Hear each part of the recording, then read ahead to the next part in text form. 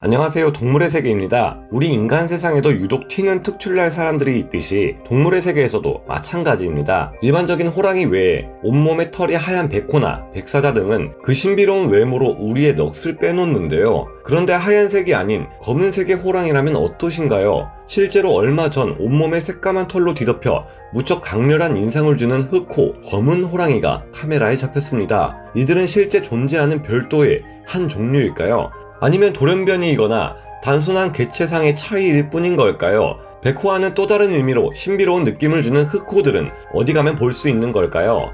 이들은 어떤 호랑이들보다 강렬한 인상을 주는데 일반적인 호랑이에 비해 얼마나 더 강한 걸까요? 일반적인 호랑이와는 다른 이들은 왜 생겨났으며 보호색을 가진 호랑이들과 달리 사냥에 불리하지는 않을까요? 검은 갈기를 가진 숫사자들도 존재하며 이들은 암컷에게 인기가 더 많다는데 왜 그럴까요? 지금부터 알아보겠습니다.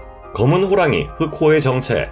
올해인 2020년 11월 인도의 아마추어 사진작가인 수멘 바지파에는 인도 동부에 위치한 오디샤주에서 생전 처음 보는 검은 호랑이를 발견하고 사진을 찍어 세상에 공개했습니다. 이들은 어떤 동물일까요? 검은 호랑이는 흑호라고도 불리며 전 세계에 현재 7에서 8마리 정도밖에 없는 극도로 희귀한 호랑이들입니다. 여태까지 그 존재가 세상에 드러난 경우는 1993년이 처음, 그리고 2007년이 두 번째, 그리고 2020년이 세 번째인데요. 이들의 털을 살펴보면 완전히 새까매지는 것은 아니고 검은 줄무늬의 비율이 훨씬 많아서 상대적으로 훨씬 검게 보인다는 것을 알 수 있습니다. 이처럼 검은 호랑이들이 출현하게 되는 이유로는 두 가지의 의견이 제시되고 있습니다. 첫째로 멜라닌 색소가 지나치게 많이 분비되어 모든 채모가 검게 변하는 멜라니즘이 있습니다. 그리고 둘째로 채모의 무늬가 굵고 짙어지는 아븐디즘이 원인이 아닐까 하는 의견이 있는데요. 전자인 멜라니즘 호랑이는 아직까지 발견된 적이 없지만 후자인 아븐디즘이 발현된 아븐디스틱 검은 호랑이는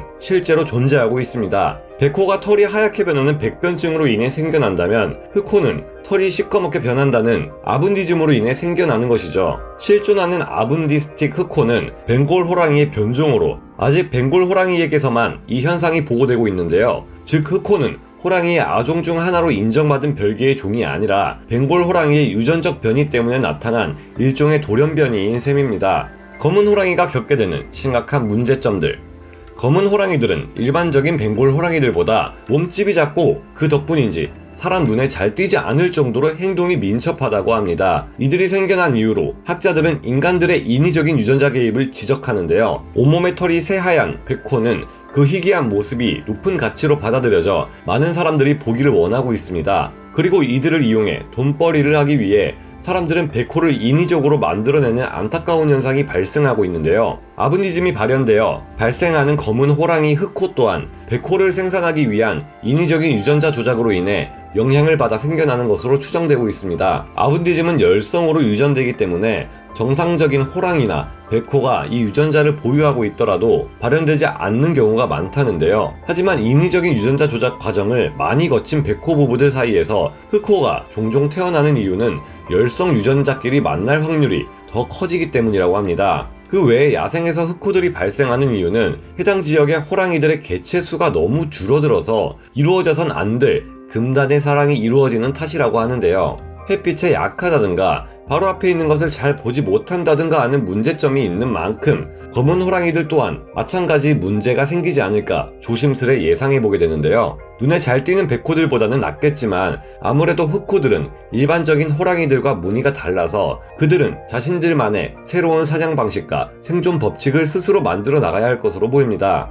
검은 털을 가진 흑풀범의 경우 우거진 수목 사이에서 몸을 숨기기 적합하기 때문에 남아시아와 동남아시아 지역에서 검은 표범들은 대단히 번성하고 있다는데요. 이를 보면 검은 털을 가진 흑호들은 어쩌면 번성할 경우 잘 살아남을 수 있을지도 모르겠다는 희망도 생깁니다. 한 TV 프로그램에서 백호들이 사자를 몰아내고 왕자를 차지하기도 했던 만큼 흑호들이 일반 호랑이에 비해 강한지 약한지 함부로 추측할 수는 없을 겁니다. 하지만 검은 호랑이들이 만들어진 과정을 볼 때 일반적으로 덩치가 더 작고 아직 보고되지 않은 부작용을 갖고 있을 가능성도 높은 검은 호랑이들이 건강에도 문제가 있지 않을까 우려가 되는데요. 태어난 과정만 봐도 서러운데 검은 호랑이들은 현재 밀렵꾼들의 횡포 때문에 더더욱 위기에 놓여 있는 상태입니다. 그들은 검은 호랑이의 뼈와 발톱, 가죽, 수염 등을 노리고 있어서 동물보호단체와 연일 크고 작은 충돌을 일으키고 있다는데요. 중동의 부자들이나 중국 사람들에게 몸에 좋은 약재라고 잘못 알려져 있는 것이 문제라고 합니다. 부자가 되려면 그만큼 똑똑해야 할 테고 호랑이가 몸에 좋다는 식의 흔한 유언비어는 믿을 게 못 된다는 걸 알 텐데 왜 이러는 걸까요? 검은 사자들이 암컷들에게 인기가 좋은 이유. 검은 호랑이가 있다면 그와 비슷한 대형 고양이과 맹수인 사자 중에는 검은 사자가 없을까 하는 의문이 생깁니다. 아직까지 온몸에 털이 까만 검은 사자가 나타난 적은 없습니다만 상대적으로 시커먼 갈기를 가진 사자들의 존재는 적지 않게 확인되고 있습니다. 사자의 검은 털에 관해 흥미로운 연구 결과가 있어 소개해드리려 하는데요. 호랑이에게는 검은 털이 그다지 좋은 것이 아니지만 반대로 사자들에게 검은 털은 상당히 좋은 이미지로 각인되어 있는 것 같습니다. 2002년 8월 23일 미국의 과학 잡지인 사이언스에 소개된 바에 따르면 미네소타 대학원 연구그룹이 숫사자의 검은 갈기를 두고 몇 가지 실험을 진행했다고 하는데요. 이들은 탄자니아 국립공원에서 갈기의 색과 모양이 다른 숫사자 모형을 만들어 놓고 암사자들의 반응을 관찰했다고 합니다. 그 결과 수컷은 밝은색 사자 모형에 접근하는 경향이 있는 반면 암컷들은 검은 털의 갈기를 가진 수컷에게 더 많이 접근했다고 하는데요. 실험 결과가 아닌 야생에서도 암컷 사자들은 무리의 숫사자들 가운데 가장 검은 갈기를 가진 개체를 남편감으로 선택하고 있다는 사실을 발견할 수 있었다고 합니다. 시커먼 갈기를 가진 사자들의 혈액을 검사한 결과 남성 호르몬이 상대적으로 더 많고 영양 상태도 좋은 것으로 드러났는데요. 또 갈기가 검은 사자 새끼들은 다른 사자 새끼들보다 생존율이 높았다고 합니다. 연구팀의 말에 따르면 사자의 검은 갈기는 다른 수컷을 위협하는 효과가 있었으며 암컷 사자들은 번식에 유리한 검은 갈기의 사자를 선호하는 것이라고 합니다. 호랑이와 사자 모두에게서 딱히 검은 털을 가진 별개의 종이 있는 것이 아니라면 표범은 어떨까요?